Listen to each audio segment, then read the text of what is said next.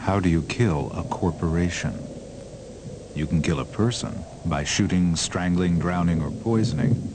But how do you kill a company? A company with no overdue debts, supported by the world's largest banks. Let me make the problem harder. This company is an airline. Every year, it earns $40 million and carries 2 million passengers. Now, let me make the problem still harder. The company is owned by a folk hero, knighted by the Queen. It was he who enabled millions of ordinary people, the forgotten people, to travel to America at low fares. Yet on Friday, February 5th, 1982, Laker Airways was murdered and chopped into little pieces.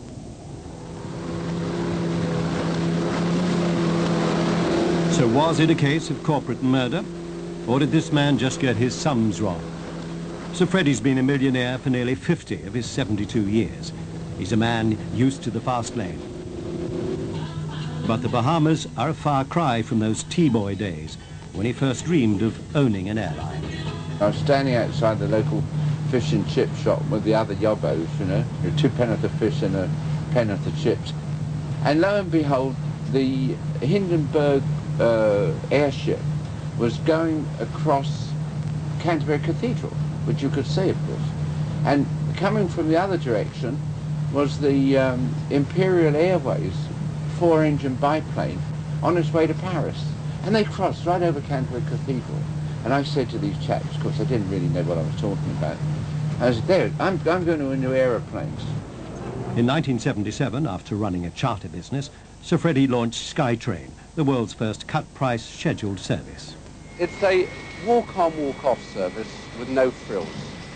What I mean by this is the passenger arrives at the airport, he pays his money, and we give him a passage to New York.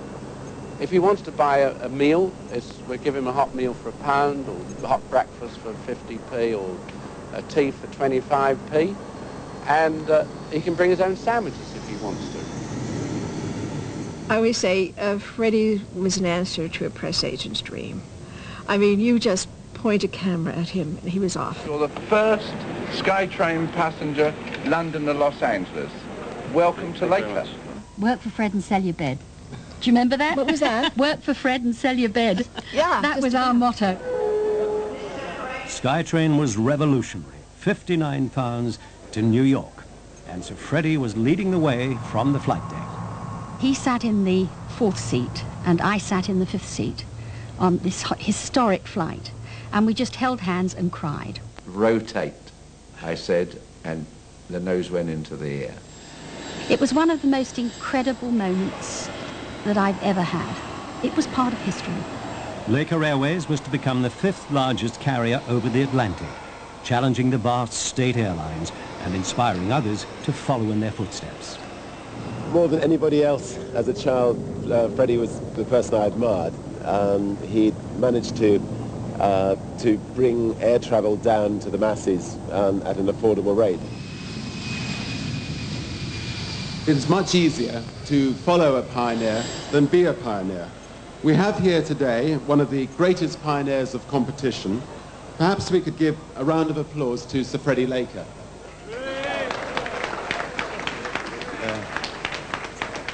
I'm simply reminded of the old Chinese proverb, watching a younger bird take flight can cost an old bird its perch.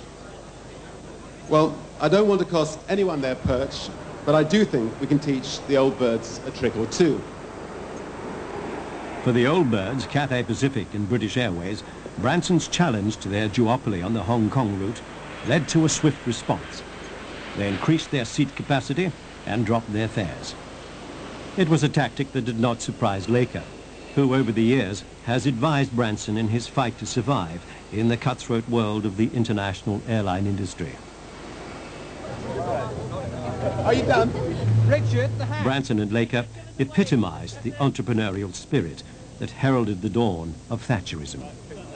The fact is that only when we introduce the spirit of competition into state-owned industries do they begin to respond to the needs of the customer. Just as it's thanks to Freddie Laker that you can cross the Atlantic for so much less than it would have cost you in the early 1970s. Competition works. See these sharks? They haven't got a monopoly. It's a bit like the airline industry. All these big guys chasing everybody, and all they do is eat the dead fish. The live ones are still coming out of the woodwork. Look, this one's got beady eyes.